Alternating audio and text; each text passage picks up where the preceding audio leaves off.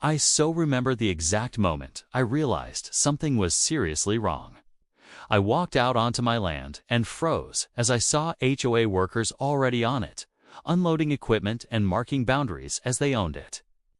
Before I could even speak, one of them told me the HOA had approved full construction of a community clubhouse. I asked who gave them permission to enter private property, and that's when Brenda Sterling stepped forward. With a calm smile, acting like the decision was already made. She said the land belonged to the HOA now, and that I should not interfere with progress. For a few seconds, I thought I had misheard her, because the confidence in her voice didn't match reality. That was the moment everything shifted, and I realized this wasn't a misunderstanding. It was a direct violation of ownership, and I knew I had to respond. Carefully, from that moment. I had owned that land for years, long before the HOA ever started pushing outward from their neat little gated world. It wasn't just empty space to me, it was fertile ground, legally registered in my name. Something I protected and managed with care, like everything else I built from the soil up. But I also knew I wasn't the only one watching it. Developers had come before, with polished smiles and inflated offers, trying to convince me that selling would be the smart choice. The HOA followed soon after, always polite at first, always persistent later, as if repeated requests could slowly weaken my answer. I said no, every single time, even when they tried to dress it up as community growth or future planning. Over time, it became clear this wasn't a random interest. They had been circling that land, waiting for a moment when I might slip.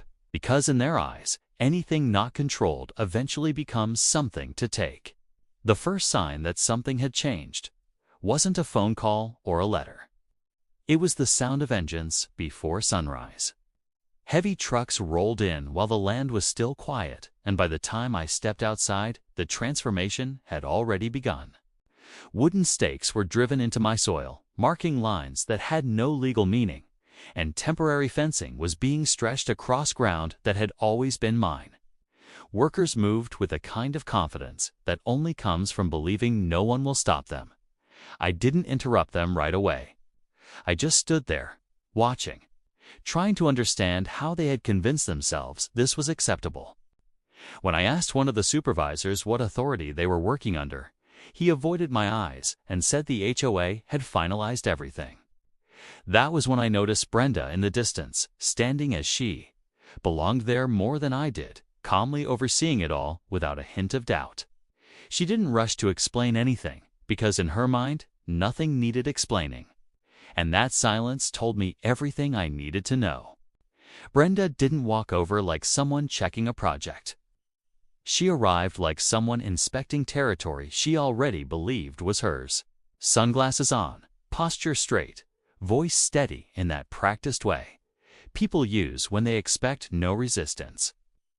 She didn't ask what I thought or acknowledge my presence as an owner. Instead, she spoke to the workers and announced that the land had been approved as community property, and that the clubhouse project was moving forward as scheduled. The way she said it made it sound like reality itself had already been rewritten. When I asked her what documents supported that claim, she smiled slightly, almost amused, and said progress didn't wait for unnecessary delays. There was no hesitation in her tone, only control. Standing there, I could feel the contrast between us growing sharper. Her certainty built on assumption, mine grounded in laws she hadn't bothered to respect. And I realized this wasn't just arrogance, it was deliberate overreach dressed as authority. I didn't argue after that. I didn't raise my voice or try to physically stop anything, because I knew that emotional reactions were exactly what they expected from me.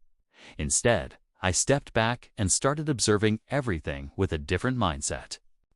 Every truck that entered, every material delivered, every conversation between workers and supervisors became something I quietly recorded. I took photos from different angles, noted timestamps, and saved every detail I could gather without drawing attention. I even reached out to a few people nearby who had seen similar disputes before, making sure I had witnesses if I ever needed them. Meanwhile, the construction didn't slow down. It actually accelerated. The HOA seemed encouraged by my silence, as if my lack of reaction meant surrender. Brenda especially grew more confident, treating the entire project like a guaranteed success. But what they didn't understand was that silence isn't the absence of action, it's preparation.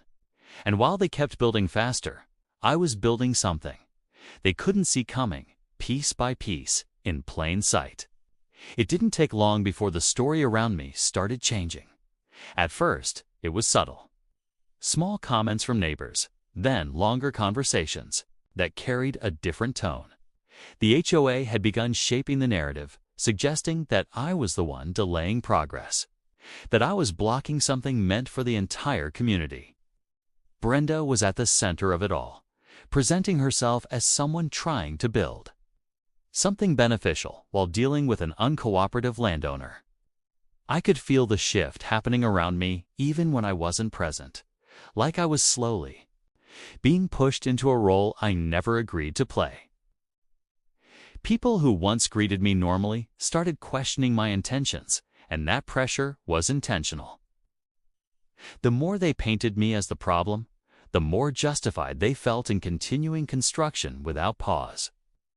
Brenda seemed to thrive in that environment, using the growing misunderstanding as fuel to move faster, as if public perception alone could override ownership and law.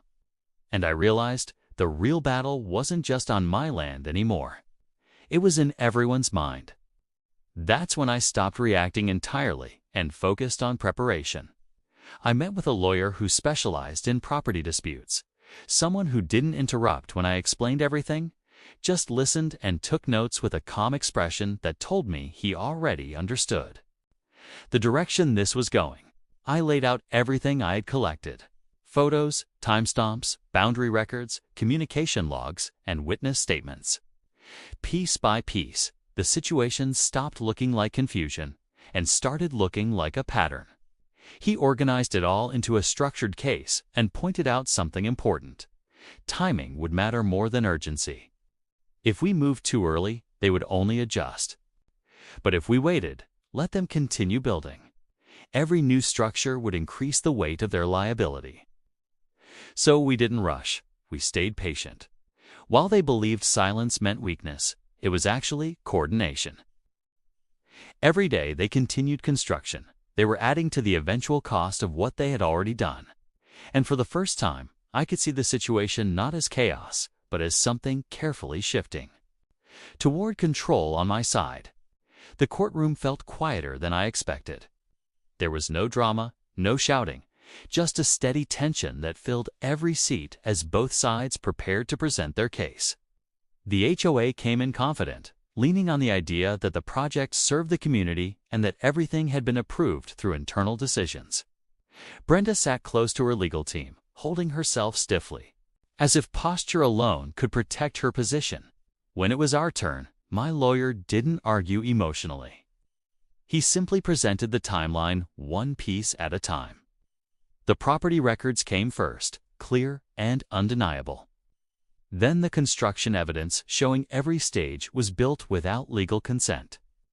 Finally, the internal HOA communications appeared on screen, and that was where everything shifted. Messages that admitted uncertainty, ignored warnings, and still chose to proceed. The confidence in the room started to break down. Even Brenda stopped reacting. When the judge finally spoke, the ruling was direct and absolute. The construction had been unlawful from the beginning. Ownership of the structure was transferred to me without compensation, and the HOA's claims were dismissed entirely. In that moment, everything they built stopped belonging to them at all. I didn't turn the moment into a celebration, because there was nothing loud about the way things ended. The clubhouse they fought so hard to build on my land slowly became something entirely different under my control. What was meant to be a symbol of their expansion turned into storage for farming equipment, supplies, and everything that actually served the land instead of ego. The HOA was left dealing with financial damage they couldn't easily recover from. And Brenda's authority inside the community quietly dissolved over time, replaced by silence and avoidance. I watched all of it settle, without needing to say anything further. What stayed with me wasn't anger, but clarity. Patience had done what confrontation never could, and silence had carried more weight than any argument ever made. In the end, it wasn't just about land anymore. It was about understanding that control doesn't always come from speaking first, but from waiting long enough to let truth do the work itself. Subscribe to Karen Conflict.